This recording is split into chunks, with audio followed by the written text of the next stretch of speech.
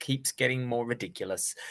I am one of your hosts, George Tarrant, alongside the man who will deliver us not only pizza, but from evil, Mr. Travis Croft. How are you, sir? I am fine and dandy, and any rumours to the effect that I am moonlighting as an Uber pizza delivery person are only partially accurate. Thank you very much. I am involved in that transaction somewhere.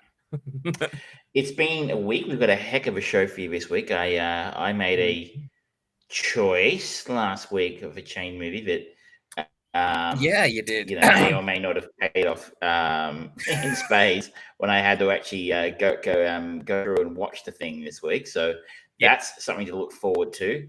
It actually inspired me to make a meme out of the Office Space baseball bat printer scene. That's how much it inspired me, this film. And unfortunately for anyone playing along at home, that was not an indication of where we're going next with it, but we are going somewhere that we don't normally go. Could we go to Office Space from Love Actually? I don't know, but one could. I highly doubt it, but we're going somewhere a little different to where we normally go with Jane Movie this next week. So, well, that's probably a good thing, and that's what I was trying for this week. And maybe I succeeded, maybe I didn't. Because there were definitely plenty of exits from a movie such as Love Actually. Indeed. And then, just to confirm it, the IMDb credit search says there is no connection between Love Actually and Office Space. I'm sorry. He's obviously unfortunately there is a connection between one of our other films and Office Space, seeing it Stephen Root stars in To Leslie, which we'll also be discussing tonight. But that's not how it works. It's got to be the chain movie. No. But yes, as Travis just mentioned there, we will be talking about another one of the Oscar contenders, To Leslie.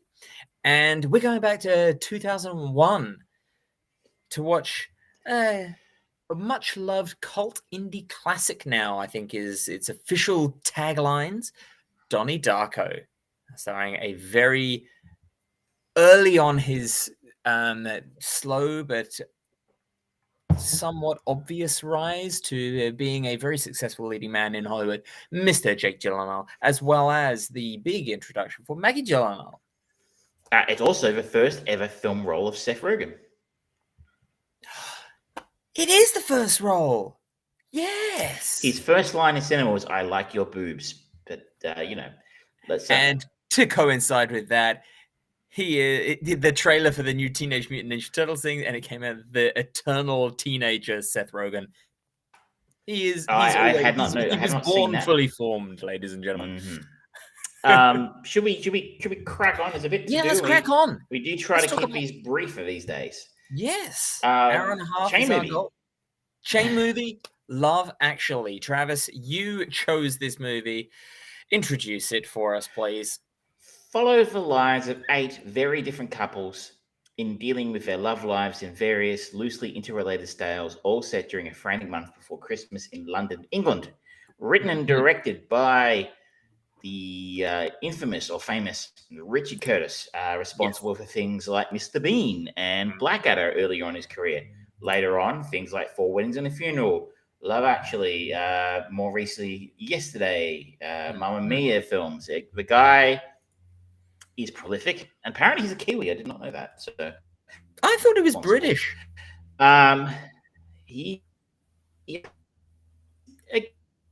Maybe he's just born there. It's a huge cast, including Hugh Grant, Keira Knightley, Laura Linney, Liam Neeson, Bill Nye, Colin Firth, Emma Thompson, Martin Freeman, Chiwetel Ejiofor, Andrew Lincoln, and I'm probably forgetting some people in there as well who are quite well known. Oh, sorry. Shannon Elizabeth is in this movie, as well as one of the hot American girls. Denise Richards? Denise Richards is in there as well. There are a lot of unique faces that sort of kept popping up, and I'm like, I know that face. Rickman, of course, as well. A little bit. There's a few points in there, and I'm like, oh, Billy Bob Thornton. I forgot about Billy Bob Thornton. Yeah. Michael Parks, Rowan Atkinson with the best cameo in the film. January Which Jones stole from me. Sorry. I have never seen this film before. It is a beloved classic. Now, I think it's fair to say, despite what you may or may not just about to hear, people, when I posted about it on my Facebook, it said they'd gone and seen it at Christmas time with a live orchestra. I don't know how that translates to, say, any of our friends who are listening in the United States. I think it's big here. I know it's pretty big in the UK. Yeah. So I'm not sure if that's translated across the pond to the US. But I was curious about this on one level to go, it's a rom-com. We almost never do rom-coms, especially ones that don't deal with plucky young advertising executives. Plucky young advertising executives, you say? It's almost I think there was an advertising executive in this. Advertising executive. Well, it's a different brand of but also, in fairness, I got to give credit where it's due. Michelle recommended this to me, if nothing else. Why does she hurting me? She hates this film, and she wanted someone to hate it with her, I think is what happened. And so it's a dangerous game to play, because I could have liked this film, and then I could have gone in, I would have, there would have been some conversations, my friend. It's like when you introduce someone to a film you really, really love, and they go, actually, it was pretty crappy, and then you're like, I guess a little bit awkward. You're like, well, this is one of my favorites, and so that is why we landed in this film, because Michelle wanted someone to hate it with her, and I wanted something a bit different. We had 3 or 4 very sort of highfalutin, heavy, serious films, or at least we've been discussing over recent weeks of films like we still have the highfalutin heavy film coming up later, ladies and gentlemen. Don't worry. Yes, there are many of those. I thought maybe something a bit light and fluffier. Yeah. This film, though, is 2 hours and 9 minutes long. 2 hours 15, apparently. Sorry, my bad. And it is probably half an hour too long. I mean, the rom-com really shouldn't push past an hour 45. An hour 30 would be. And it is a gigantic pile of shit. This is not just a shit movie in the sense of like, oh, of course, Travis, you're not going to like it. It's about Christmas. You don't like Christmas. That's fair. I don't like Christmas. And it is cheesy. Most rom-coms are cheesy. They're dealing with, preposterous situations. And, I think I'm fine with a cheesy rom-com. I think of a film like When Harry Met Sally, it has its charms, or Sleeps in Seattle. It's kind of stupid and cheesy, but it does what it does. I think objectively, aside from the cheesy subject matter here, it's just not a good film. It's a bad movie, kind of written and directed in such a way as in a similar kind of fashion to how I feel Mission Impossible 3 was done, where it's almost, that movie is almost 3 episodes put together, because J.J. Abrams still, he wasn't entirely sure how to actually film a feature film at that point. He had a lot of success in TV, and he knew how to tell an interesting story, but it felt very disparate. This was Richard Curtis, I think, his directorial debut. I think you're right. He does not direct. If you look at his IMDb page, he has 70 writing credits. He has 5 directing credits. And this is, as you note, the first one. There are only 2 other features he's directed subsequently. And maybe it could have been better with a better director. Yeah, it kind of reeks of that, because it is using a bit of that trope of, add together loads of little stories that you can just jump to the interesting part every time, rather than have to do a fully formed thing. And then you just have loose connective tissue to bring it all together at the end. And so many of these don't need to be in there. Like, you're 100% right. It feels like Richard Curtis had 8 or 9 different sort of beginnings of ideas for stuff he could do.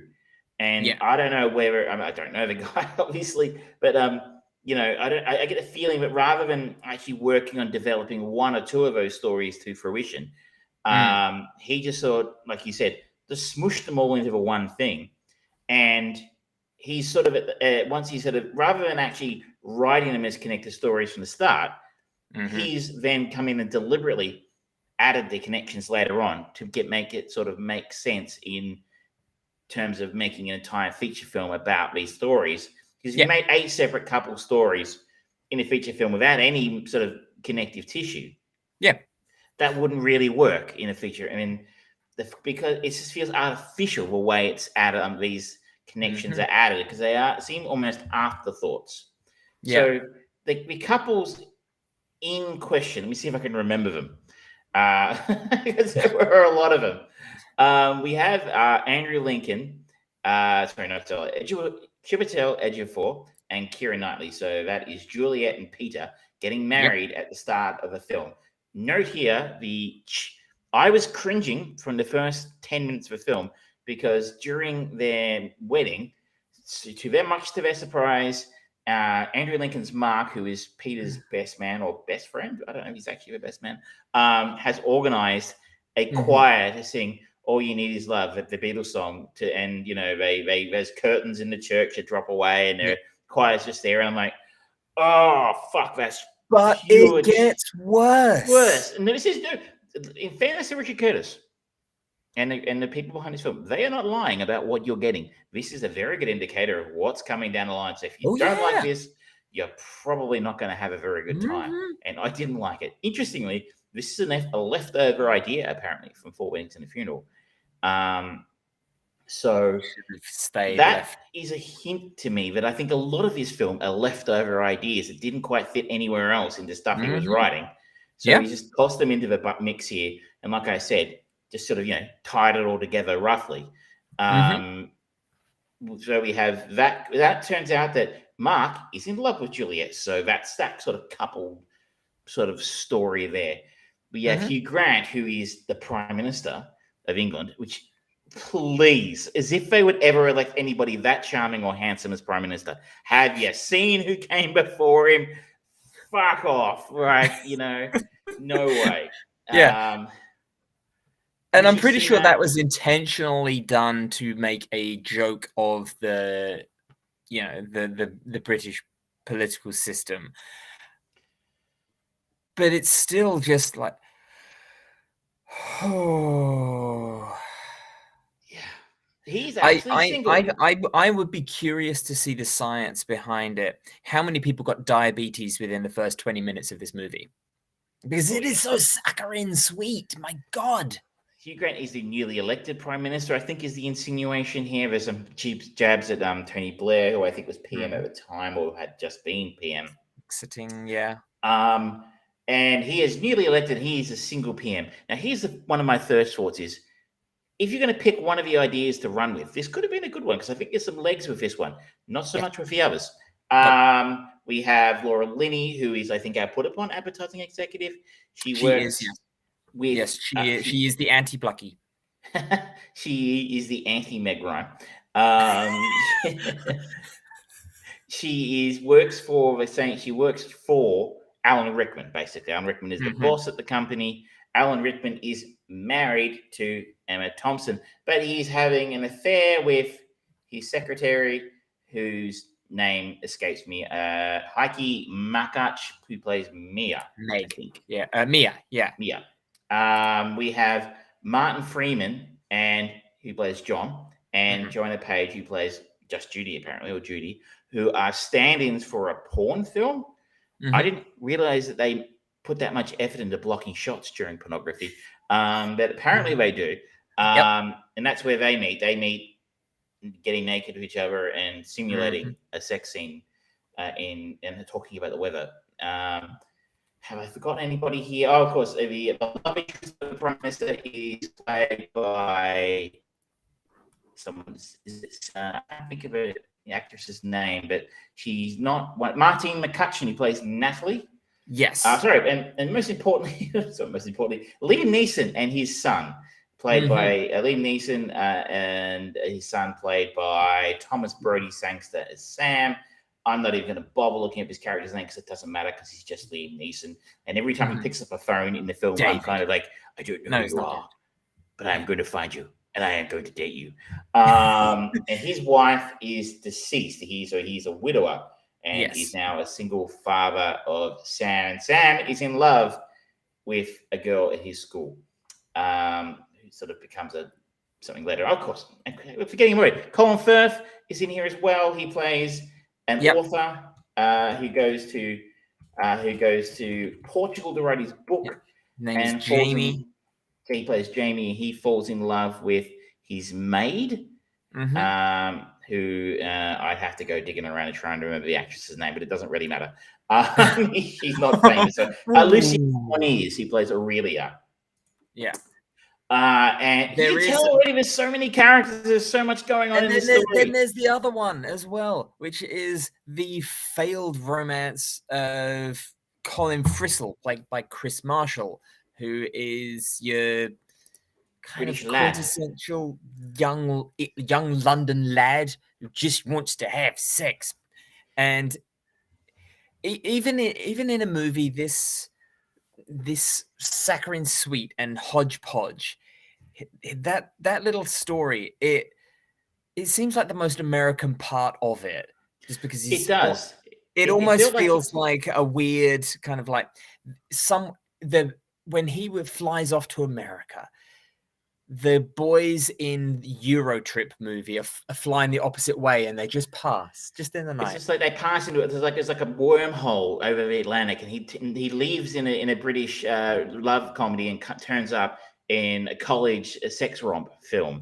Yeah, he felt like from something like American Pie or Road Trip or something like that. And you're like, maybe this one feels like the beginnings of an idea that maybe the writer had to write a version of that film with a British protagonist going, but couldn't finish it, didn't want to finish it, slots it into this one instead. Things I liked about this film. I'm sorry, I am forgetting things. We're forgetting things. There's so much going on. Yes. Bill Nye plays Billy Mack, who is an aging pop star who has released a cover of Love Is All Around called Christmas Is All Around, and is competing for the English #1 spot on the charts for Christmas. For those who aren't aware, being the Christmas #1 in the UK is really important.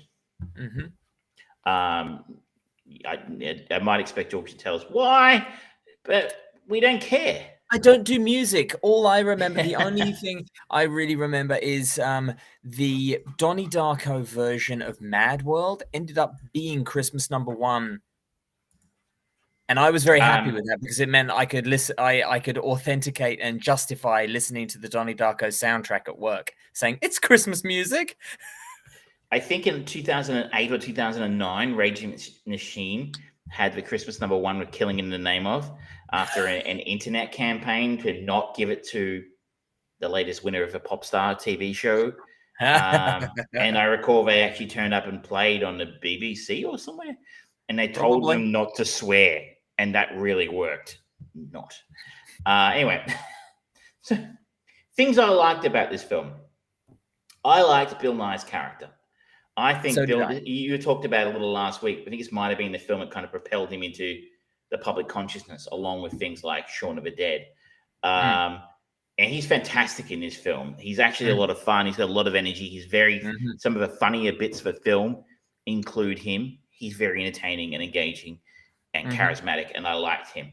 Yes. I think Hugh Grant is good in this film. Hugh Grant is just prime Hugh Grant territory. This is where he eats his shit for breakfast, man. Yeah. And I sort of said earlier, if I had to improve this film, I would cut out a lot of the stories, and maybe if you had one or two of these stories, and you kept those, and his would be one of the ones. I think there's some legs to it.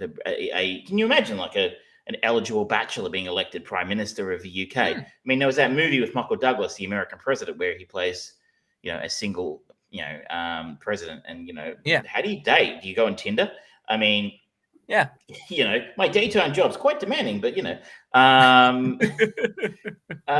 think that would have don't look at my LinkedIn profile. It could have been interesting, that it's because there's so much going on. None of these stories that actually work have any room to breathe. And I think Martin Freeman and Judy's as John and Judy's story as the porn set blockers was amusing and interesting and different. And there's these two are simulating oral sex and talking about the traffic on the way to work and stuff like that. That was Yeah. interesting and funny. And I think Martin Freeman, that's a dry comedy, works well for him. And I think that's the end of the list of things that worked well for me. The rest of it it was just, one more. Maybe I had Rowan Atkinson. His two cameos in this film were outstanding. And you see instantly he's on the screen. He does the comedy so much better than everybody else in this film. You're like, fuck, man, he's putting on a masterclass and he's doing it in 5 minutes. He stole that whole presentation thing from me. Really? Genuinely. I was working in a chocolate shop in London, Charbonello Walker, and he came in and he bought some. And I said, "Oh, would you like that gift wrapped?" He said, "Oh, yes, that'd be good, thank you." And I said, "Lovely." And I started doing all the gift wrapping. He went, "Wow, that's going on for a while." So like, it'll be done before you know it. And then this came out, and then I was like, "Wait, that's me! Stop it!" Wow, there you go. There's a connection to this film. See, now we know why you don't like it. He stole my moment, man. But it is funny, right? It's one of the few moments in the film where it actually works. The way that he just plays that character, and the way that Alan Rickman just Alan Rickmans it. Brilliant little scene. And even as a cameo at the end, which kind of worked okay. Those are the things I liked about this film. Was there anything you liked about this film that I haven't mentioned, or did you did you disagree with those things? Or no, I don't disagree with any of those things that you liked. I think the immeasurable talent of Alan Rickman is vastly wasted in this, in a character, and I don't really want to call it story because it's more like a flick book. He's so much better than this. So is Emma Thompson and their relationship, and every single one of the stories has got interesting elements to it. None of the actors are doing bad jobs with what they're given. We're just not given any time to actually kind of go. No one's bad in this film. I think Alan Rickman is outrageously miscast in this film. He has no business doing rom-coms, in my opinion. Maybe people can disagree, but I just expect him to be, and call off Christmas, or something. And he's a villain. He's a villainous actor, and I think that's what he does best. Or he does very droll, dry comedy fairly well. I liked him in Joker. But this sort of schmaltzy crap, he didn't look comfortable to me. No, and the character is just sort of like, okay, so every single step of the way, he knows that he's being a shit, and yet by the end, when he says, "I've been such a fool," it's like, yes, you were aware of that. Why am I supposed to empathize with you at all? Just make him a fucking asshole, a horrible, horrible individual. Let Alan Rickman chew that damn scenery in that role, and we fully empathize with Emma Thompson's character instead. Don't try and make him out to be this blissfully ignorant fool, because he's almost played off as like this harmless, charming, hapless, well-intentioned guy 90% of the film until it's insinuated he's cheating, but they don't even really nail that. Like apparently, according to the trivia on IMDb, there's been an active debate within people who like this film about whether he really did cheat on Emma Thompson or not. And apparently, one of the writers came out and said yes, he did, as opposed to sort of an emotional affair or inappropriate, inappropriately close relationship with his secretary. He actually was a sexual affair between the two of them. Like, you kind of needed to show us that, I think. I think there's certain information that you do need to actually deliver to the, to your audience to actually tell the story. I think you're right there. I think Alan Rickman, as you're right, was an immense talent, and it just it doesn't work here. The other one that doesn't work for me, and I hinted at it earlier, was Liam Neeson. Liam Neeson, yet again, he can do a lot of things. He's a fantastic actor. I don't see him as a rom-com guy. Like, again, I mean, maybe it's just the fact we've been filtered now for the next 20 years of his career, which has been a lot of action, which was probably not what we expected in 2003. You know, the Taken character, you know, but I've always seen when the first person I think of is Oscar Schindler. But no, not a rom-com guy. I mean, it just didn't. Again, he didn't seem comfortable for material. It didn't work for me. It just seemed weird seeing him there. It'd be like seeing I don't know, let's say Schwarzenegger doing comedy, but then again, he did do that. You know, it just seemed really, really out of place. And the kid, his kid was unbearably annoying and didn't talk like a kid, and that's a problem with the film as well. Like, he's been written like the kid talks like an adult, but he's like 8. Yeah, there's a very big difference between delivering a child character who is mature for their age and sort of like cognitively aware of their surroundings versus an adult delivering adult lines through a child puppet. It's what kind of 8-year-old says, "Oh, why would you be happy for me? Love, even the torture of love and stuff like that." I'm like, no kid in the world talks like that.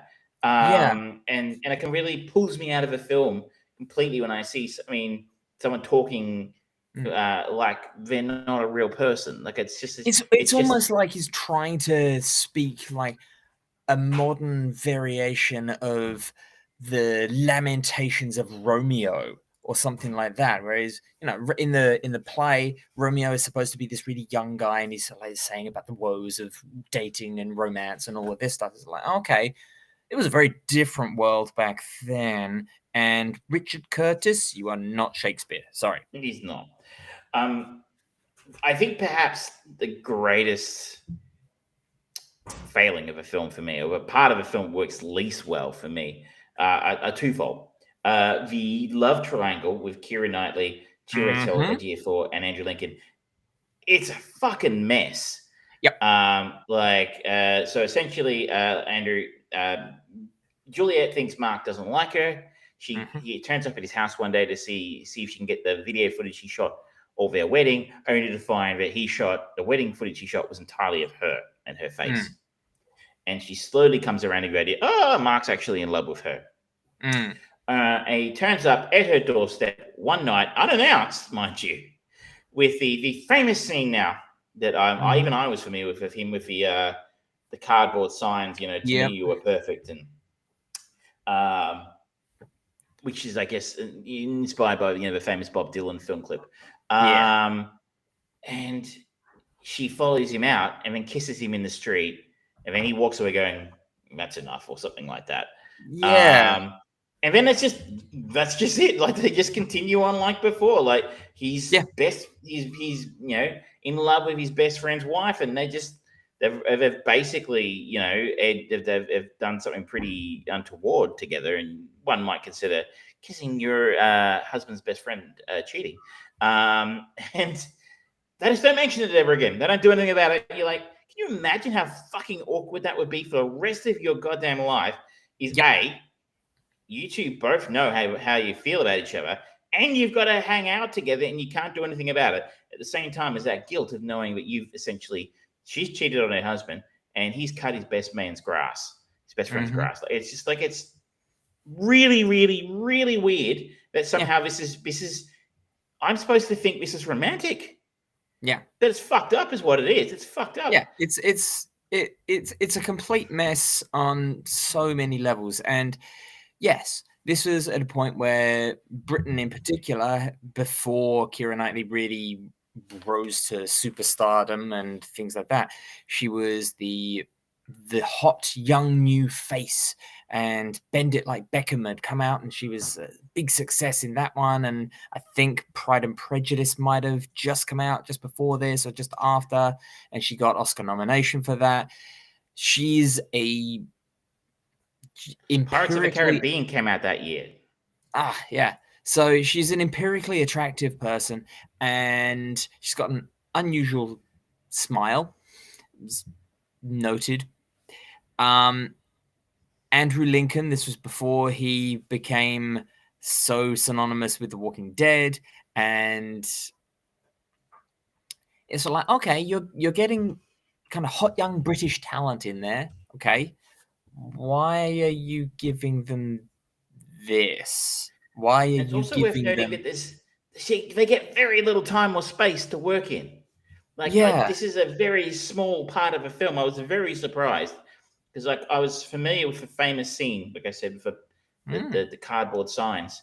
I'm like, oh, this must be a central plot point or a big part of a film that these characters in love. mm, But it's a very small part of the film. I would say yeah. potentially the smallest part of the film, other than you mentioned Chris Marshall. I think his name is Yeah, the Colin, and he's yeah. got a big no. And it's other than him and his pathetic little subplot, they don't get much time to work in. Yeah. And you're like, okay, that's super weird. For I guess you're right, they all weren't. Andrew Lincoln was not a famous person then, and Keira Mm, Knightley was young and up and coming, and Chiwetel Ejiofor was probably at the very start of his career as well. Of course, he's gone on to be nominated for Oscars and stuff as mhm. well. So maybe Yeah. it's just through my 2023 eyes, where all three of those people are reasonably big stars to see them given so little space Yeah. to work in. But the story it's just weird how little space is given, and I kind of wonder why you left it in there because I don't think Mm. it adds anything to the rest of the film. Yeah, aside from the wedding at the start, very loudly, literally trumpeting what kind of movie you're about to watch. The movie serves no purpose because, yes, they are the only connection that Colin Firth's character Jamie has with anything because he is friends with them and you see him briefly at the wedding, but otherwise his story is pretty much entirely isolated from everything else. And again, it's sort of like, okay, this is very vanilla rom-com story. You kind of every time he turns up, you're sort of like, okay, is something going to happen now? No? Oh, okay. All right. Is this going to tie things together at the end? No? Okay. I have some friends of mine. I posted on Facebook that I was watching it, and I got a lot of people going, "Ha ha, it's a great film," Mhm. and they'd love it. Did ask someone, I did ask for opinions about what the film was about, and I only got one answer, and that Okay. was, regardless of our situation, we are all doing the best we can, whether it works out for us or not. We're all connected as humans by our experience. In other news, water is wet. So, um, and they just sort of quickly talk about Laura Linney's arc as well, which is what a waste of a super talented actor there. Yeah. She's And the put another upon. interesting possibility for a more fleshed out story. Again, that could have worked. She's got no space to work in either. She Nope. works, as we said, for Alan Rickman. She's got the Mhm. hots for the local, for her colleague. I forget the actor's name. Carl is his name. Actor is the character's name Rodrigo here. Santiago or something. He Who was is in Westworld. Brazilian. Yeah, Yeah. he's a very handsome man. Yes. And she has the hots for him. At the same time, she has a brother who's in a mental care home or something like that, who's Mhm. violent and severely mentally ill, I think is Mhm. probably the polite way to put it. Yeah. And she has the opportunity to get with Carl after the Christmas party, but she Mhm. has to answer a call from the mental home, I guess, or her brother, and go and visit him instead. Mm. And then her story just disappears. Yeah. We It don't get just any kind of conclusion. Like, I mean, if I go to a rom com, most people want a happy ending, right? Mhm. If you think about it, this film does not have a happy ending for a lot of its characters. No. So the love triangle, we talked about what happened to them. They Mhm. Chiwetel Ejiofor is in bliss, in bliss of ignorance. Yep. The other two fucking know what they did and had to live with it for the rest of their lives. Yep. Uh, Emma Thompson and Alan Rickman have to stay in a loveless marriage now, knowing that he cheated on her. Mhm. Laura Linney never gets to shag the hot Brazilian guy, and Yep. we don't know what happens to her. I guess Chris Marshall, it works out okay for him. Yep. He gets to have casual sex with January Jones and Alicia Cuthbert in the United States, Mhm. and then Mhm. two other hot American girls turn up in the UK with him when he comes home. Yep. Martin Freeman and Judy, I guess. We don't really ever see what happens to them in the end. I think they're insinuated they're dating, but that's about it. Well, no, because just before they go into the Christmas thing, they see their friends and they kind of hold up their hands as if it's like, oh, yep. And I think they were showing off rings. Were they engaged? Again, people aren't given a lot of space to work in there. Yeah. I just the other. I was going to mention this earlier, but what did you think about all the fat shaming in this film? Like, apparently Martine McCutcheon is fat because everybody calls her chubby in this film. And I'm like, she is not remotely fat. What the fuck was going on in the UK? Yeah, I don't remember. I mean, I will admit it. I am the worst of the worst. I am a straight, white, skinny Englishman. I am the ultimate in as far away from any minority that you can possibly ever get.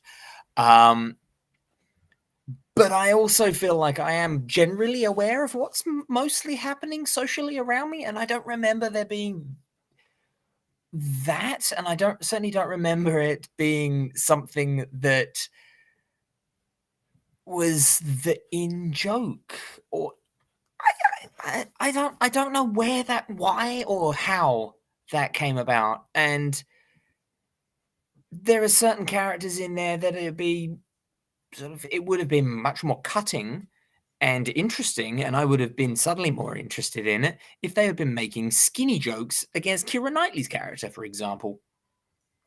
That's not cool as well. We probably shouldn't be making people feel bad about how they look. I mean, yeah, at least that's something different to like, oh, fat chick or whatever. And they keep calling her fat. And I'm like, I don't see it. What the fuck? She's it's a little bit like not even remotely fat. Like, what the fuck? She's perhaps a little more shapely than Keira Knightley. She's got some curves on her. Yeah. But that's not the same thing as fat. And even their family are calling her chubby and stuff like that. You're like, oh, that was kind of gross. What else to say about Colin Firth's angle? Colin Firth looks a lot more comfortable doing this material than Liam Neeson and Alan Rickman did for me. Mm-hmm. Yep. It was, paint by numbers stuff really for him. And he's 100%. And my last criticism, and I had many, is Bill Nye's story. They just didn't bother connecting it to the rest of the story at all. He's just the music in the background. That's all it is. That's all you need. And honestly, I didn't want more. I guess not. But if you're going to go to the trouble of making these super loose connections to everybody, like the secretary, who Alan Rickman's fucking lives next door to the chubby girl, supposedly, who the prime minister wants to shag. You're going to go to the trouble of doing all of that. Why not, go the full Monty? I have absolutely. Mac did go the full Monty. Thank you very much. This film has. I am completely flummoxed about what people enjoy about this film. I know people like cheesy films. I know people like Christmas movies, and people feel good movies. That's great, but a lot of this movie's not feel good. Like, how do you feel good about what happens to poor old Emma Thompson at the end of this film? It's like, how do you not notice the complete mess the story is? It's a complete mess. It makes no sense. And what is the fucking point? Let's just also highlight another one of the egregious issues that I have with it, and it goes into the Liam Neeson stepson story. We are shown them, the first time we see them is at the funeral of the mother. And that is entirely fucking forgotten. And it's like, okay, yep, just focus on the good stuff, ladies and gentlemen, and you can get through Christmas. It's like, what is this? He moves on pretty quickly, doesn't he? Yeah, he really does. But anyway, we have talked far too much on this movie. It's shit, people. I'm sorry if you're a fan. I'm sorry to offend you. This is a bad film, and you should feel bad about liking it. But it is now my turn. You have the keys. And I am following Rowan Atkinson, but I'm not following him to where you might expect. No, I am taking us a different direction. And I am taking us to somewhere that I don't know if we've ever actually gone there as a genre in chain movie. We're going to 2002. We are going to a movie written by James Gunn. We are going to Scooby-Doo. Oh, okay. This is James Gunn's first feature. Mm-hmm. Yep. TV adaptations, I think, are new. And if people have thought we were treating ourselves recently, this has a 5.2 on 35. So don't get your hopes up. So this is very, very much available kind of everywhere. Netflix, Binge, you can rent it basically everywhere. The family kids movie, I don't think we've done as a link in the chain before, but there are still plenty of places that you can go from here. Obviously, we did already mention James Gunn. You've got Matthew Lillard, you've got Freddie Prinze Jr., Sarah Michelle Gellar, you have got Linda Cardinelli, Isla Fisher. There are a nice few little areas that we can go through to there. I would like to say I'm looking forward to it, but you know, I think we might have gone to. I think we definitely watched Marmaduke back in the day on the old. At least I did. I think I lost the challenge and I had to watch Marmaduke at some point. I think it's in the same space, and you know, how much worse than that could this be? I think it's probably better. That wouldn't be difficult. Marmaduke was really bad. It was pretty awful. But maybe we will eventually finish off the trilogy of CGI dogs with Clifford the Big Red Dog. Is that the thing? It exists? Yeah. It's really alrighty then. That's something to look forward to. Scooby-Doo, James Gunn. It was a hit. It was a big hit. Yep. And you know, maybe we can slide sideways into a bit of Velma next week. I don't know. That hasn't gone well, has it? Should we talk about your pick of the week? Yeah. Let's go on to Donnie Darko, ladies and gentlemen. 2001, the directorial debut of one Richard Kelly, who has not had a successful career since this. He went on 2 features. Yeah. Southland Tales, which was one of the first and few movies that Dwayne "The Rock" Johnson did to try and stretch beyond just being the action star. And then The Box. The Box. Yeah. And that has James Marsden and Cameron Diaz. And Frank Langella, I think, was the main kind of antagonist, so to speak. One film on the upcoming slate called Corpus Christi. And when I did a bit of a Google around about it, I found articles talking about him making this film from 2011. Yeah, so, it's been sitting there. It has been. He hasn't had a good career, but Donnie Darko was a bit of a flop when it came out. No one was really quite sure what it was about. I don't think the studio had any idea how to market it. No. I always go back to my ex-wife, who was absolutely hated this film because she'd been assured it was a horror film, and then when she watched it, it was not a horror film. Hence came, I think we've talked about in the past, the Donnie Darko effect, where you get told something is the wrong. Something gets told, advertised incorrectly to you, and that affects your enjoyment of the end product. This is a science fiction time travel movie, I guess. Yep. I think that's the easiest way of putting it. IMDb says drama, mystery, sci-fi. As you said, Donnie, but probably the star-making vehicle for Jake Gyllenhaal, if you don't count Bubble Boy, and I do not. We also have Jenna Malone, Mary McDonald, Holmes Osborne. That's a name you won't recognize, but you know his face. Maggie Gyllenhaal, Patrick Swayze in one of his best roles. Great role for him. As I said, very, very, very young Seth Rogen as well. So let me just read the IMDb synopsis. After narrowly escaping a bizarre accident, a troubled teenager is plagued by visions of a man in a large rabbit suit who manipulates him to commit a series of crimes. That in itself is actually kind of a good synopsis, but it definitely doesn't go. It doesn't give you much more than the cursory stuff of what Donnie Darko tries to deal with as a narrative. This is a movie about destiny. Yes. How recently had you seen it? Maybe 4 or 5 years ago. I couldn't remember the last time I saw it. How are you thinking it's holding up? So it's 22 years old now.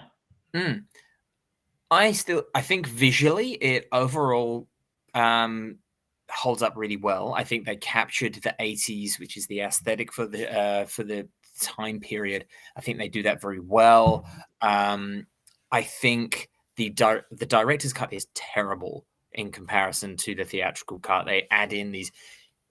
It's like massive. It's like looking at my screen and you're just seeing a full page of text that's supposed to be text from the book The Philosophy of Time Travel, and it's awful. So the theatrical cut is the way to go for one thing.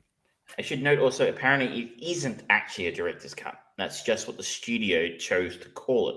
Richard Kelly does not consider it a director's cut. He considers it more of a special edition. And that the studio, when they release a DVD, thought it might sell more if it was a marketing ploy to call it the director's cut. But anyway. Yeah. I think overall it actually does fairly well, especially taking into account that it is the directorial debut of someone who is playing with a lot of highfalutin story devices of time travel, destiny, God, potential superpowers, things like that, because there's a lot of implication and insinuation throughout the whole movie. Not a lot of actual genuine answers that are resounding kind of full stop answers. We've had a number of conversations about what Donnie Darko is about, and particularly the ending of him laughing and the now famous sequence of Gary Jules' version of Mad World, as it's all the people kind of waking up or being pensive in bed thinking. And what are they actually thinking? How are they actually responding? Is this them having dreams of this alternative reality, or what?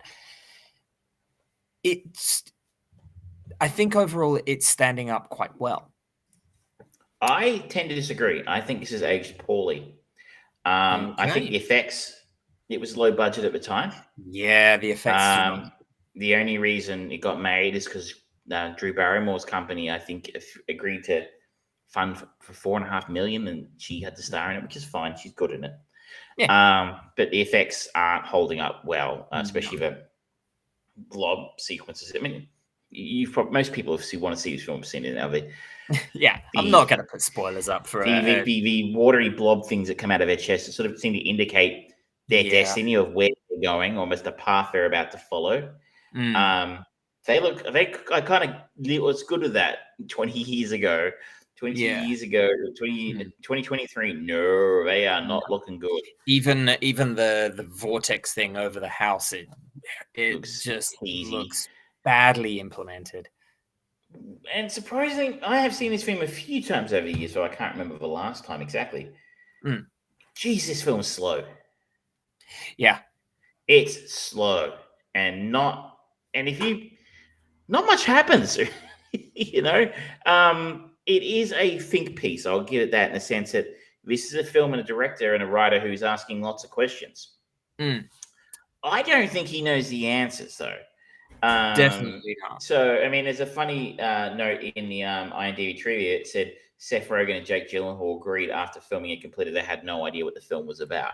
And it's good to know 22 years later, I am still on the same page as them. I've got no idea what this film's about. And this is definitely that kind of film you walked out of in 2001 going, who is that guy? What the fuck just happened? You know, like... for me, what was interesting going back and watching again now was the stand-up performance for me, and I hadn't really noticed before. This time around, I noticed Jenna Malone's performance as Gretchen a lot more. For some reason, I managed to skip over it maybe in the showiness, and she's not doing much, but what she does is brilliant. She's Yes. outstanding in this film as Gretchen, in the Yes. sense that she's kind of a bystander to a lot of what's going on, but Yeah. I thought she was really nailing her role here, and like Mhm. I was having a conversation with Michelle while watching it, going, I think she's had some personal problems, but maybe I was getting her mixed up with some other young star about the same time, because I don't believe she has. But No, she she's still was. working. Yeah, she's definitely still working. She was in the Zack Snyder Justice League. That's not a good No, thing. wait. It might not have been Justice League. It might have been the extended version of Man of Steel. She was in Sucker Punch. I know that much. Yes. But the other performance that I'd like to call out as another great one, because of the minimal things that she seems to do, but it works really well, is Mary McDonnell. She is great as a very cavalier mom, but also kind of steadfast in her ideology and protection and respect of her children's decisions and things like that. And like the dinner scene where Maggie Gyllenhaal, Elizabeth, mentions that purposefully kind of goading a dad, saying that I'm going to vote for Dukakis, and that inspires thing, and then conversations like you're such a fuck ass and things like that. The way that she reacts to different sort of like word or conversation pieces is like, that's appropriate, this is not. She's subtle but does really well. And funny is that like she's actually a very accomplished actor, but the only film I can remember her from apart from this one was Independence Day. Yeah, she played the president's wife. Of course, she was also in Battlestar Galactica, which I know a lot of people do enjoy. And I mean, you called it out there. The relationship between Jake and Maggie Gyllenhaal, as it should, works really well. There's an actor we don't see anywhere near enough of these days. Is Maggie Gyllenhaal, but she has gone on to directing. Of course, last year we watched the Lost Daughter, which she directed. It was quite good. I just found myself getting really bored during this film this time around. I think maybe it's more fun if you're stoned. Like, what do you think this film is actually about, in your opinion? I think that it is, maybe it's just me projecting, because this inspired one of the core elements of my book series, of the idea of destiny, and is it possible to be outside of destiny and change destiny and things like that. I think that this is about destiny and understanding that sometimes your destiny is to end. And sometimes fighting against that can result in worse things, I think. That's an interesting. That is an interesting interpretation. I don't have a counter to that, because this seems a little bit too deep for me. You just don't understand it, man. Well, look, I mean, that's fair, right? Like, I mean, there's a lot going on in this. Maybe there's a lot going on in this story. Maybe there's not. That's true. Did you watch it on your own this time? No, Michelle and I watched it together. Has Michelle seen it before? I believe she has, when it first came out. Okay. Because maybe I watched it. Is this the Being There of movies? Do you remember Being There, the movie? Yeah. Could be.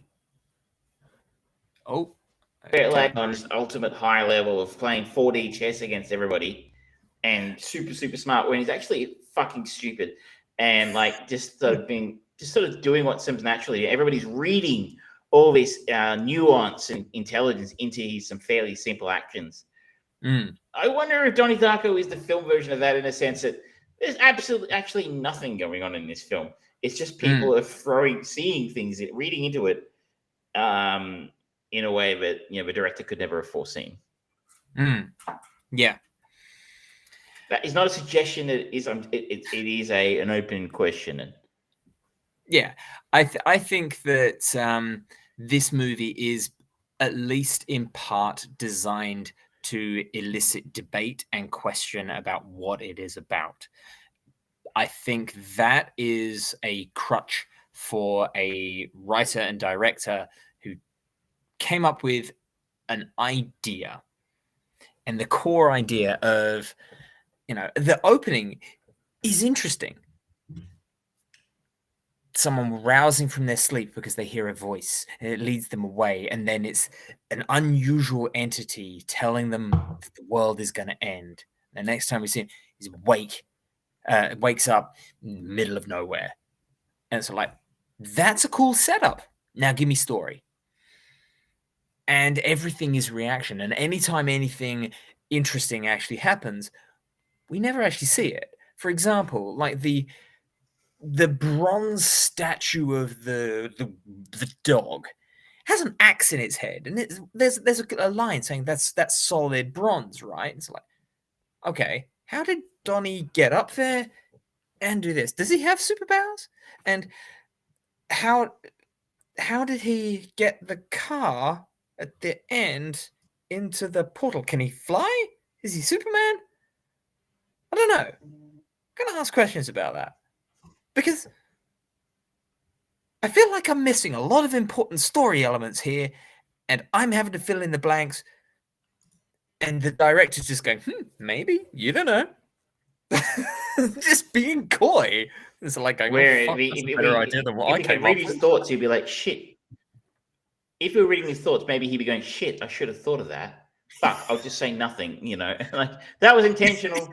You make up your own minds. Yeah.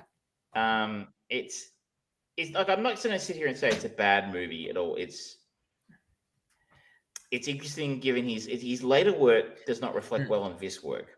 No. Have you seen Southland Tales? I remember trying to watch it, and for one reason or another, I couldn't make it through.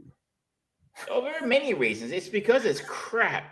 I mean, that's probably putting it lightly. It is. I think that's another one of the movies that just no one knows what it's actually about. I don't think he ended up making the film he wanted to make. That thing was a whole saga, and there's actually a good Joe Blow episode, I think, on what the fuck happened about movie on Southland Tales. It's worth watching because it is an interesting story. Notably, I could link to it after Scooby-Doo via Sarah Michelle Gellar. I don't know, but I want to do that to us 3 weeks in a row. It's that's a little really mean. bad. But it's almost like you see that, okay, and you remember hearing the story and you go, that's an interesting idea for a story. Yeah. And you see the utter mess that he made of it and go, so was the first one a fluke? Yeah. And I feel like the answer is yes. Yeah, I think so. And I'm somewhat tempted to go out and see the unofficial sequel, Estarco, which came out in 2009. Oh, no, don't. No, bad, huh? That's bad. that's really bad. That's not a good movie, and it doesn't even feel sorry about being bad. It's like, yeah, I'm sitting in my own shit. What of it? You don't like the smell? Go away. Interesting that it had the same actor who played the sister in the first one, also in the second one. It was an interesting choice. What did you said? Crystal hadn't seen it before. What did she make of it?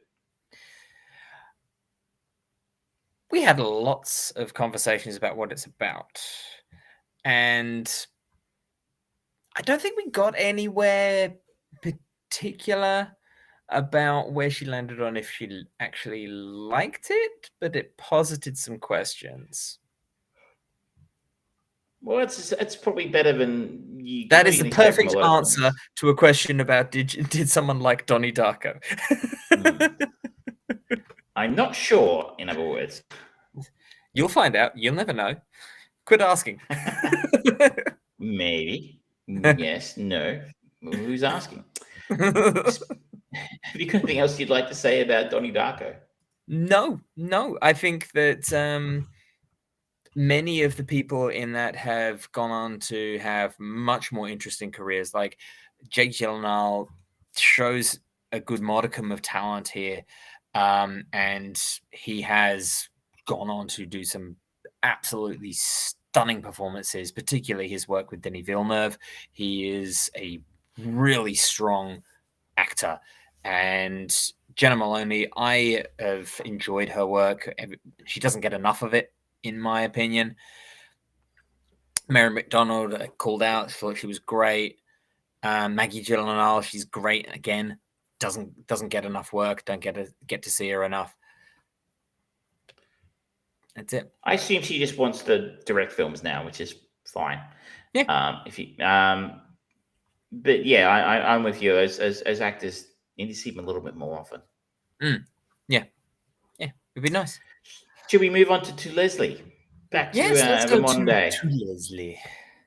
So this is a film for which Andrea Riseborough has been nominated for a somewhat controversial Academy Award for Best Actress. Yep. Inspired by true events, a West Texas single mother wins the lottery and squanders it just as fast, leaving behind a world of heartbreak. Years later, with her charm running out and nowhere to go, she fights to rebuild her life and find redemption. This is directed by Michael Morris. It's his first feature. Best known for his TV work on things like Better Call Saul, Bloodline, 13 Reasons Why. It's not written by Michael. It's written by Ryan Binaco. I am not familiar with, and he hasn't done a whole lot. Yeah, he hasn't done really anything particularly.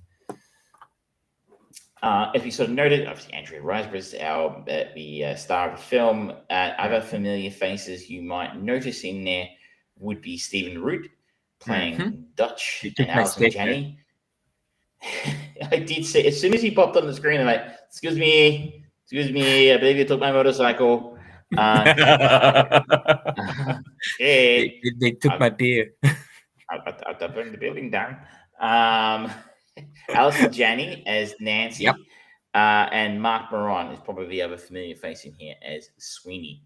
I actually consider this being our chain movie this week because Andrea Riseborough was in Never Let Me Go last week, but I did not. It is a story about addiction mainly. I think for me, we just split this into two parts. The Andrea Riseborough's performance and the film overall, but that's just my opinion. What did you make of it? It's definitely a film with two focuses, and they never truly come together. Andrea Riseborough does her best impression of Charlize Theron doing Monster, of dirtying up, uglification, and just diving into an addiction character role. And she does that with great abandon and with a fearless attitude. And then there's the rest of the movie, which is very paint by numbers, very typical, very obvious, and very safe. And it doesn't quite fit for me, and therefore I don't like this movie on two folds. I don't think it's a good movie because it doesn't do anything inventive or new with the source material that it is presenting.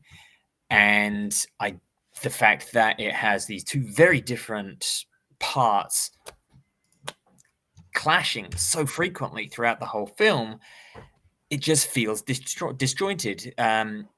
Alison Janney and Stephen Root, their scenes and their interactions with the world around them and the world itself seems very organic and lived in and authentic.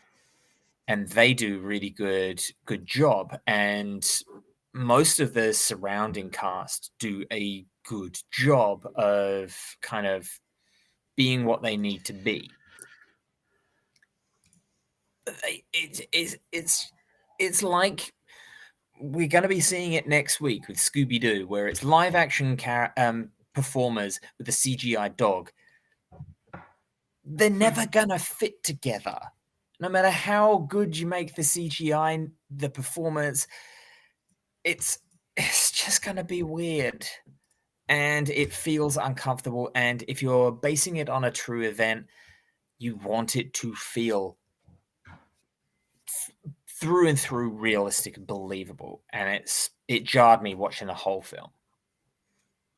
I don't fully agree with you. I partially agree with you. I agree that this in of itself is not a particularly... Fuck you. It used to be about music, man. Now it's all about you. You either agree with me or we're done. That's it. You know, oh no, I forgot that part of a contract. We have a contract? Oh no. We probably, you know, it's as a film, I don't think it's great. I don't think it's entirely successful. I think it's a fair effort at a first feature. It's not. I didn't find it offensive or terrible. I mean, compared to the other two films, the three films we watched this week, it was my favorite. Okay. Even though I think it's successful in it, but I think all of that is due to Andrea Riseborough. I think you're being a little bit harsh. So I can see your point. You are right. It is the classic Oscars play, making a very attractive woman or person in like a la Brendan Fraser last week. You know, ugly and downtrodden, you know, like that's a classic ploy that gets you a nod every time. But I think that cheapens what is a spectacular performance by her. As someone who has been reasonably close to addiction, not personally necessarily, but I know some people who've been very close to me who've been through some very severe addiction. Her performance rang extremely true to me in the way you see how like there were points in time where she would be at a bar and she'd have no money and she'd want to go drinking. And so she would almost look around the bar at the men in the bar like they were prey, almost like a predator to sort of yoink onto them. And then when she wanted something from them, the superficial charm would come out that as the synopsis sort of notes, the fading charm would come out, and she would try and utilize that to get what she wanted from people. And you can see her almost process through the different stages of, you know, what she needed to do to try and get what she wanted. That would turn to hostility and anger and aggression very quickly. And she did this consistently through the film in her interactions with people. Early in the film, she gets kicked out of a flophouse motel. She can't afford to pay anymore. She goes to stay with her son James, who's she hasn't seen played. He's played by Owen Teague, who I think puts in a decent performance in a small role. And he's happy to put her up as long as she doesn't drink. But she can't keep that promise, and she starts drinking and steals money from his roommate, and he's forced to kick her out, and she goes to stay with the couple who looked after him when she abandoned him in Dutch and Nancy. But in dealing with James, you can see her trying to cajole, charm him, and then flip straight into anger and aggression to try and get what she wants. So this is a nuanced and really nicely done performance. I was trying to find the right words here. It's what happens when I work during the day. I shouldn't work anymore. It takes all my energy. But it's I can't do it. I can't do it. Call my agent. I'm going to my trailer. But she doesn't do it. She does it consistently. It's a consistent performance in the sense that it feels real. As I said, someone who's actually dealt with somebody with it on the end of addiction. It really rang true to me. And she is spectacular throughout the film. Where the film shines is because of her. And to a lesser extent, I think I enjoyed Stephen Root and Alison Janney's performance. They are high quality character actors, even though I'm like, Stephen Root is a freaking biker, you know, like his role in Office Space or in Dodgeball is kind of the mousy sort of pathetic guy. Excuse me. For love. Bill said I could play the radio with a reasonable hour between 8 and 9 while I'm calculating, and like, so, but he actually comes across right. He does quite well as Dutch, as a fairly abrupt but biker, but with a quietly spoken but strong. Alison Janney she's fucking great at everything she does. She's like, Alison Janney, yeah. She win the Academy Award a few years ago. Did she win for Tonya? Tonya? No, she did win for Tonya. Yeah. So she does. She's a very abrasive character who doesn't like Leslie at all, and really the only reason she stepped in to help is because she cares about James, and she pretty much goes out of her way to humiliate her when she's back in town, which isn't helpful. So those guys were fantastic, and they really held it up. Mark Moron is good. I think he sort of noted that most of the actors do their parts well. Where I think the film fails for me, and I think maybe this is what you're talking about a little bit, is his involvement and his motivation in the story is a bit of a mystery to me. Yeah. So he runs a motel,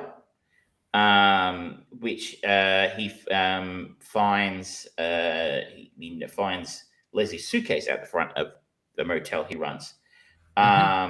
He runs it with Royal, who I'm trying to find the actor plays Royal. Is Andre Royo plays Royal, and he finds Leslie rooting around at the front trying to find a suitcase a day or two after she left it there, and ends up sort of, despite the fact he doesn't actually know her, but Royal does know her from when she lived in the town earlier, and tells him that she is trouble. He still sort of, his heart goes out to her. And he offers her a job as a cleaner at the motel, which will pay her a nominal wage. Actually, $7.50 an hour is probably a good fucking wage in America. Burn America, sorry. But also includes room and board, which is what she really needs. It's a pretty sweet deal. Very sweet deal. But what bothered me about this is why? I mean, not exactly. He doesn't know her. He's never met her before in his life at this point. It's the first conversation they have together. He offers her a paid job and somewhere to live in his motel when she is rooting around through garbage looking for her suitcase. And is quite obviously, to put it politely, down on her luck. Why? It's not like she's in because the story needs it to happen. Exactly right. It's why he does it, and they never actually thought, well, okay, I'll go with it. You earn some credit, film. Maybe we'll look back around at some point at the end and go, this is the reason, What Michelle and I were watching it together, we were expecting, well, maybe he's a recovering alcoholic himself, and he sees something of himself in Leslie, and he wants to be the change, and he's going to reach out to her like someone reached out to help him. That's not it. Nope. I don't think we ever get a sufficient answer. The closest is that he finds her attractive. And his wife was an alcoholic at some point. Yeah. But that doesn't really ever click. It was never really... His story about his wife seems very detached from his feelings from Leslie.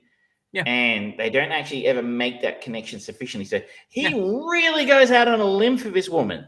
Like, she yells at him. She lets him down. She goes out drinking. She turns up late. She does a shitty job. And, he comes in within a bee's dick of firing her. But he really goes out on a limb because he doesn't even own this motel. Royal owns the motel. And so, he's not even really risking his own stuff. He's risking his friend's stuff. But and so for me, that was one of the weak points of the film, was that you're like, I need an explanation about why someone really do that, other than the story needs it to happen. Yeah. The other weak point of the film was can we put the spoilers up just in case someone's interested in watching spoilers, just in case. Spoilers. I think I need to talk about the end of the film to explain why I found the end of the film frustrating. Yeah. But you've got the warning. If you want to see it, come back in 10 minutes. Yep. Maybe 20. It's us. So she ends up running a diner at the end of the movie.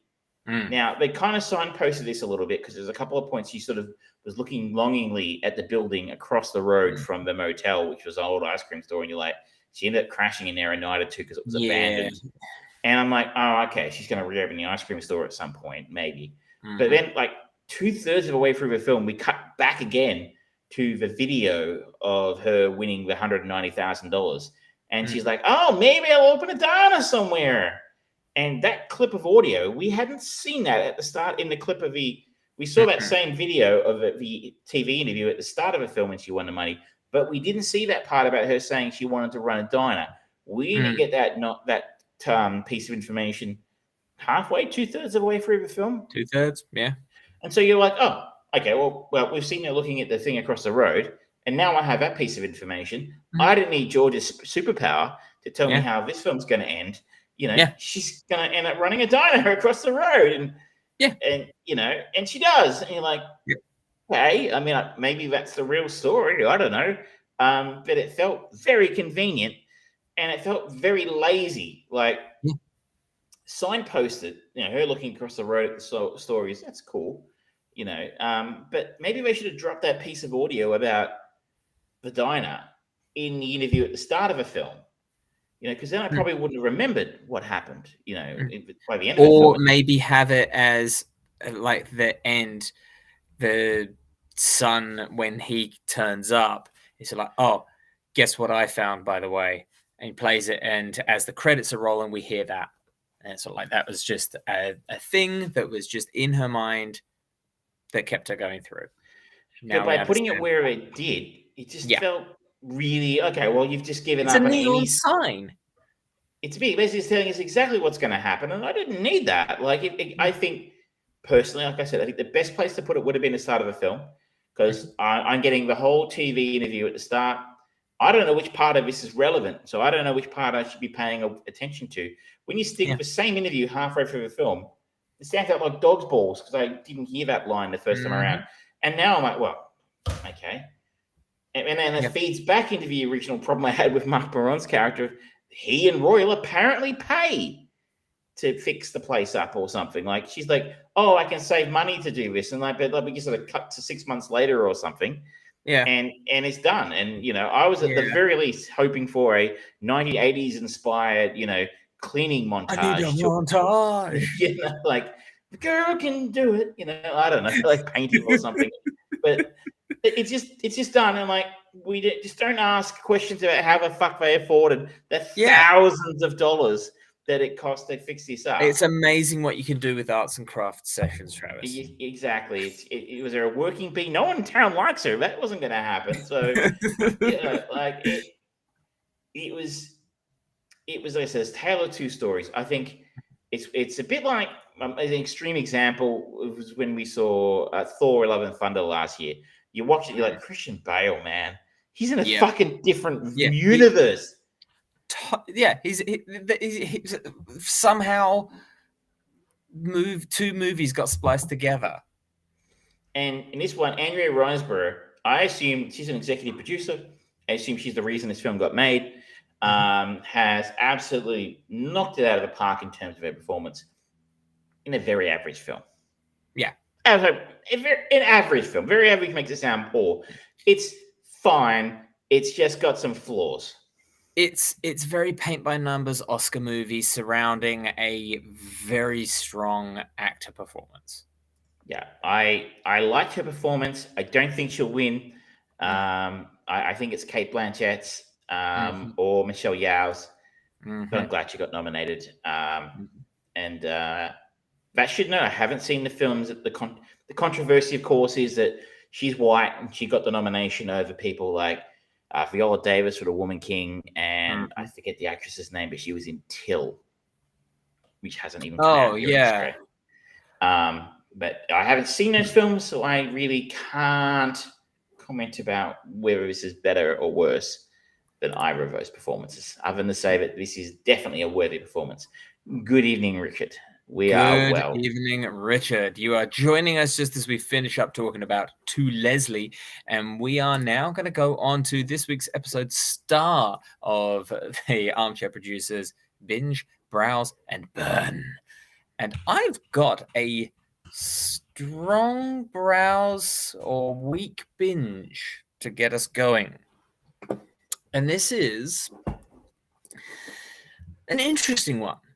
It is The Consultant on Prime Video. So this is the one starring Christoph Waltz, right? Yes. It follows a relationship between employee and boss, asking how far we will go to get ahead and to survive. And I started watching the first episode, and then I found myself 3 episodes in from 8 episodes that are now all out. Christoph Waltz is very much in his creepy Hans Lander style, intelligent, mediated performance mode. He is suitably charming and creepy and funny all at the same time. He plays a character called Regis Patov.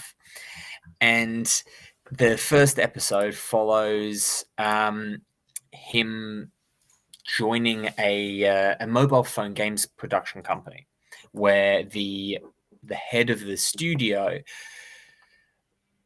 we don't see him, but one of the main stars of the show, Brittany O'Grady, who plays Elaine, is showing a group of school kids around, just talking about making all these games. And it's like, oh, would you like to go and meet him?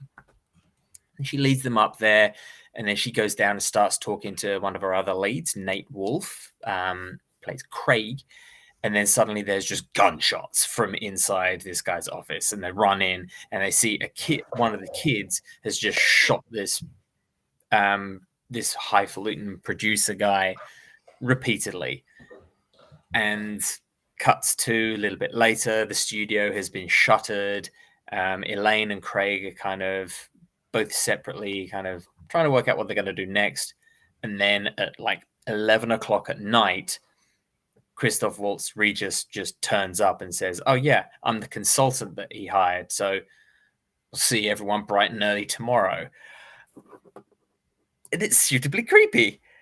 And there's elements to this. I think you might like this in the same way that we both enjoyed Brain Dead, where it's an unusual medley of genres put together to create something that's a little bit different. And I'm interested to see what happens with the rest of the show. It's on my to-do list because I always have time for Christoph Waltz. Exactly. It sounds like he's in his comfortable space, his wheelhouse. Yes, he is doing what he knows how to do, and everyone else around him is suitably trying to catch up. And that is the way that this whole thing hinges. It's apparently based on a book, but I've never heard of it at all.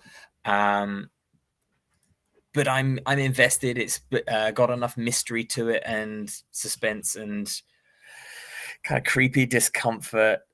Like there's a scene where he just takes Craig out, where he kind of hijacks Craig into going out on the town, and they're sitting in a bar, and he's just looking over at all these guys. It's like, how many of them do you think you could take in a bar fight? I reckon I could take 4, and with surprise, I think you could take down 3. And there's just that awkward silence of sort of like, is he kind of forcing his employee to get into a bar fight? What? And then it just gets weirder from there. It's unusual. It's cool. I like it. I want to watch the rest of it. So it is a soft binge, definite browse. Good call. I am looking forward to having time to see it when I can. I'm going to start with a browse recommendation, but let me say a warm browse. Like notice we're finding little space in his measurement. To sort of go. It's not quite this. It's not quite that. And that is Community Squad, which is available here in Australia on Netflix. Okay. It is from Argentina. You and your love for Argentina. Well, you can't quite see the man behind me, but I have the Ricardo Darin poster over here. But unfortunately, he's not involved in this.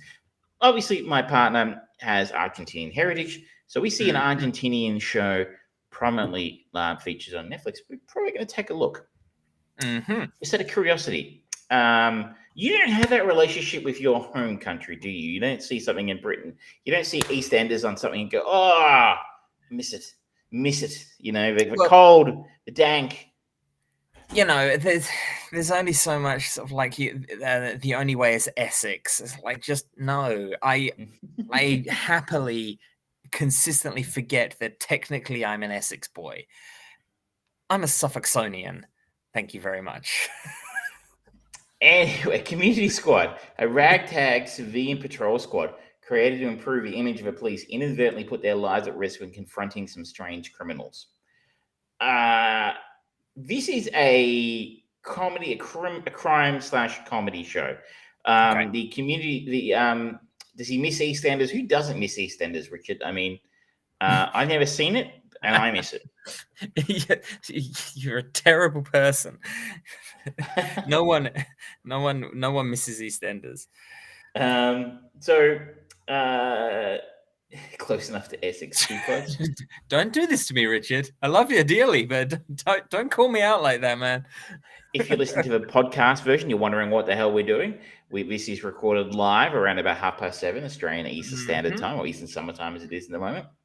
And you too can be like Richard here and jump on into Twitch or YouTube, and you can ask questions and make fun of George about being from England. It's not difficult. So it is a crime comedy. So the main character is, I even have his name here. I don't know. It makes it hard because it's all in Spanish. Joins. Sorry, you chose this. You say it. Unknown episodes. I think it's played by Santiago Korowski. And he is breaking up with his girlfriend. He has his backpack stolen, which has some money in it.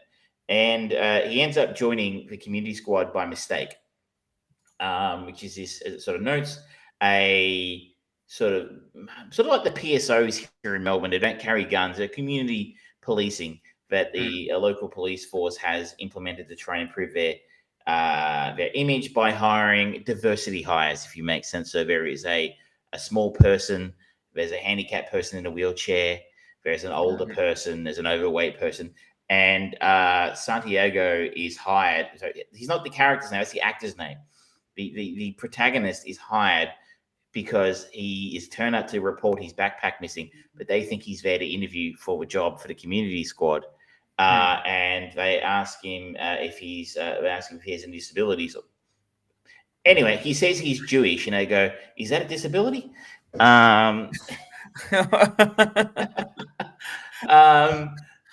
So it's very tongue in cheek about the whole diversity issue, in the sense of like it is a police force trying to grapple with the idea of being more sensitive to these issues, but not doing it very well, and not really taking it by the horns, really doing it in a half-hearted way. The flip side of that is an actually quite violent crime story where on their first day of being on assignment, the protagonist and his partner stumble across a drug deal, and his partner gets shot and goes into a coma for the rest of the rest of the season.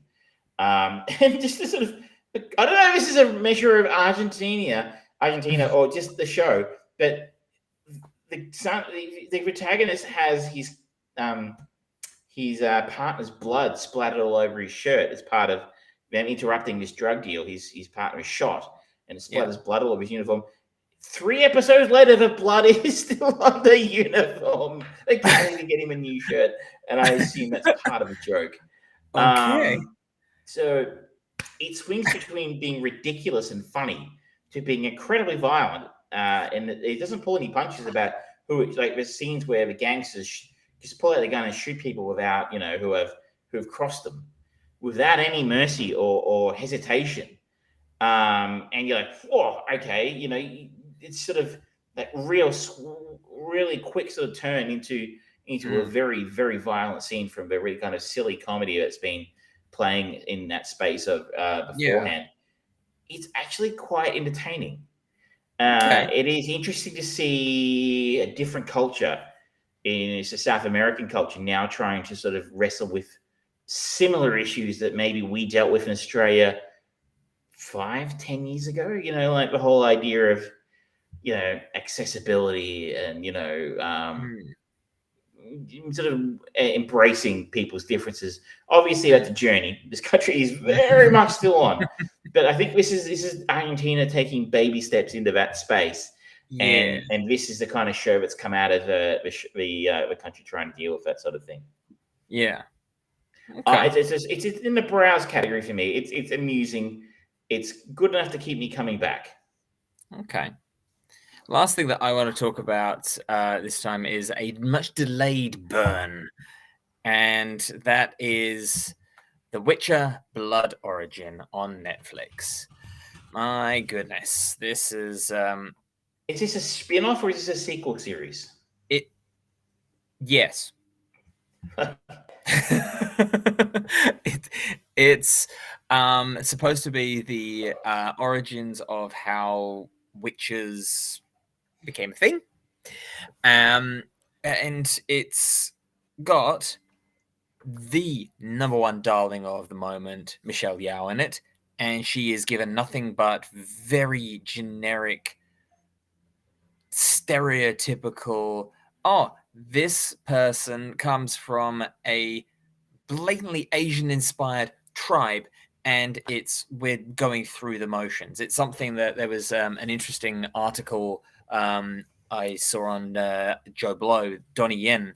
He was talking about his early career in Hollywood and how it was sort of like, oh, great, I'm getting work here, but it's so painfully stereotypical. Why am I from Asia in America, and why does my character have to have stereotypical kind of like Asian collar and things like that? Why would I have that? Why would I do that? And it's like, yeah, sometimes things just appropriation gets things so wrong sometimes. But back to this show, it's a mess. It's a genuine mess. It's only 4 episodes, and I don't know how they messed it up so much. Well, to be fair, they just decided that they were going to ignore the books after season 1 of The Witcher, so I suppose it makes sense and follows on with their production values. And it's like, oh, we're losing Henry Cavill because we didn't follow the storyline. Oh, awkward. Buy me his cheapest non-union equivalent. Get me the cheaper Hemsworth. The knockoff Hemsworth, that'll do. It's bad. The production value is bad. The acting is bad. The writing is bad. The story is bad. It is 4 episodes that are an hour long, 48 minutes, 51 minutes, 42 minutes. They're all exactly an hour and 3 minutes, 48 minutes, 51 minutes, and 43 minutes too long. It's bad in every conceivable way. This is something that everyone involved wishes did not exist. Burn. That's fairly definitive. Well, I figured considering we've generally been falling outside of the 3 brackets, I figured it was fair to have one that was in a definitive burn category. Clearly in one, yes.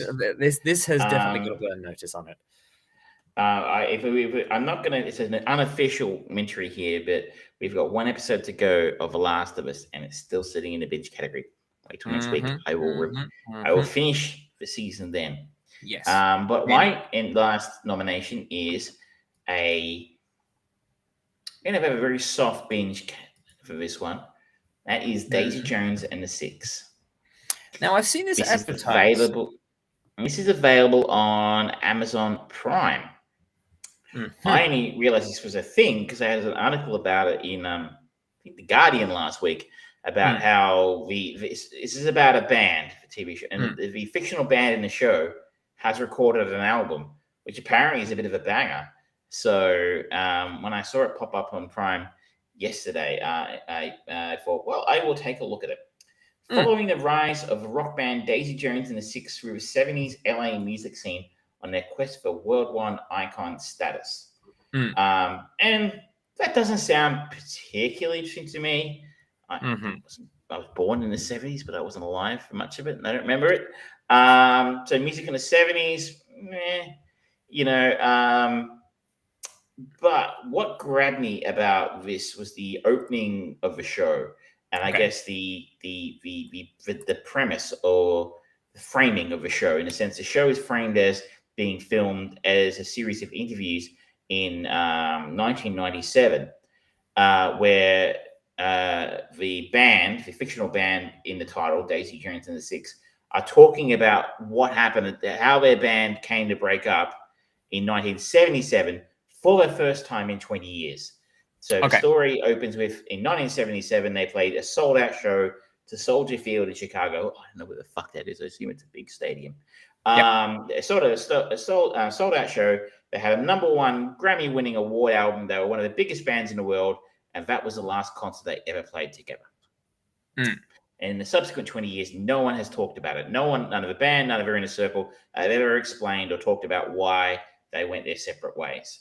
And so this series of interviews for television or whatever in 1997 is the first time they're ever talking about why and how things ended up going for their band.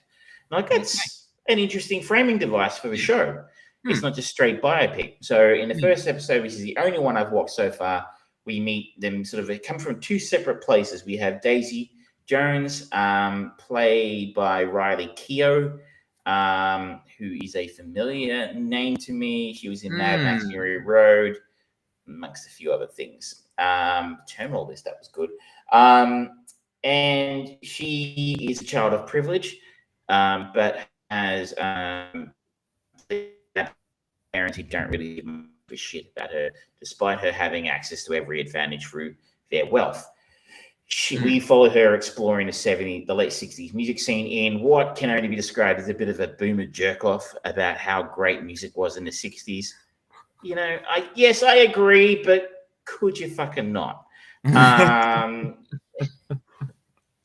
The other half of the story is the rest of the band, the Six, which is basically formed around two brothers, played by Will Harrison as Graham Dunn and Josh Whitehouse.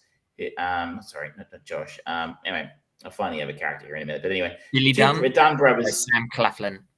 There we go. Sam Claflin, my bad. Billy and Graham Dunn. And he's one of the band members.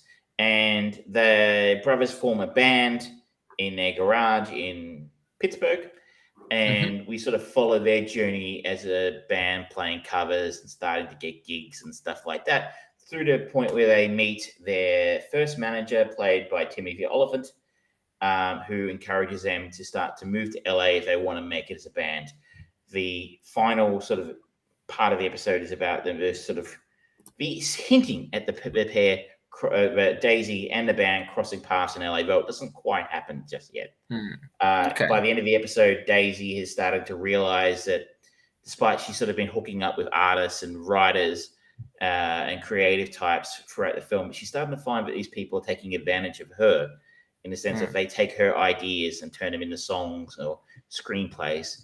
And he starts to, there's a great line towards the end of the episode. I guess it's a spoiler. Who cares?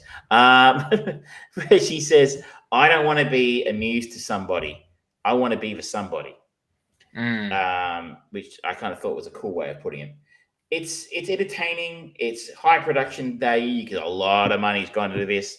The fucking soundtrack budget must have been mind-blowingly huge, because it's full of stuff, good music from that part of it, that time in history. And yeah, the cast are all attractive and they all look right. It looks like the 70s. I had good enough time to say I'm going to come back and check out a couple more episodes when I have time. Okay. Fantastic. Well, there we go.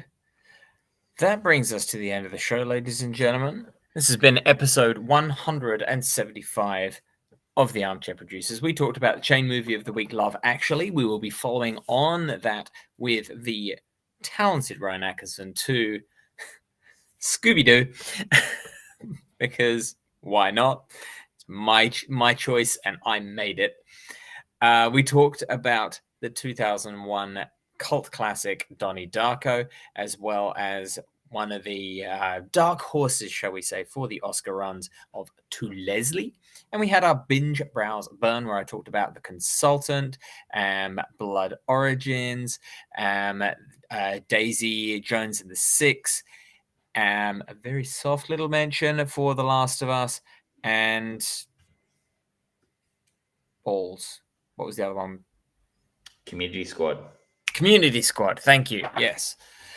And that brings us to the end of the show. Don't forget, you can like, share, and subscribe. It does very much help us out. You can be just like the King Richard in the chat over on Facebook. You can watch us live on facebook.com/armchair producers, twitch.tv/the fried brain. Armchair Producers is the name of the show. You can find it on all good podcast services.